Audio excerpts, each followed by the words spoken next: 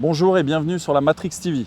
Je vais vous parler d'une canne feeder un peu particulière qui s'adresse aux pêcheurs modernes parce qu'aujourd'hui c'est l'avènement de la pêche en carpodrome et par la même occasion la pêche du méthode feeder en fait se développe énormément. On a aujourd'hui dans la gamme une canne qui s'appelle Carpmaster MK2 qui existe en deux tailles. La 10 pieds et la 8 pieds. Petite particularité, c'est que la 8 pieds elle a un nom très sympathique parce qu'elle s'appelle The Little Pig, donc la petite cochonne, mais elle porte vraiment bien son nom. Pour ces tailles de cannes, on a des cannes vraiment très puissantes, très agréables, précises et surtout avec une technicité qui est propre à ce qui est développé par Matrix. Ça, je vous le montrerai tout à l'heure. Voilà. La base de la construction en fait, des Carpmaster, comme vous le voyez, on a une canne avec un spigot. Sur le principe d'une monobrin, toute une partie, je dirais, unique.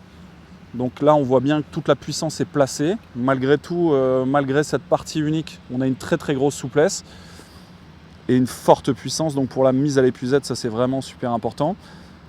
Toujours livré avec des sillons carbone et fibre également, parce que parfois on a des pêches un peu plus techniques et un peu plus douces.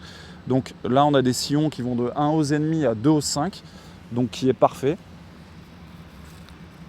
Principe du spigot, dans l'alignement, les cannes sont livrées avec un talon mousse, pour plus de protection pendant le transport.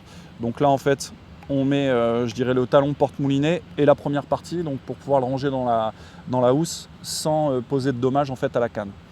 On est sur des actions en fait bien particulières qui sont propres à Matrix, parce que contrairement à ce qui existe sur le marché avec la Carpmaster MK2, l'action au niveau de la pointe est telle que vous pouvez mettre je dirais le sillon perpendiculaire à la canne. Pour la mise à l'épuisette, c'est vraiment très important parce que, comme on le sait souvent, les carpes au dernier moment, elles ont envie de venir taper sur la berge.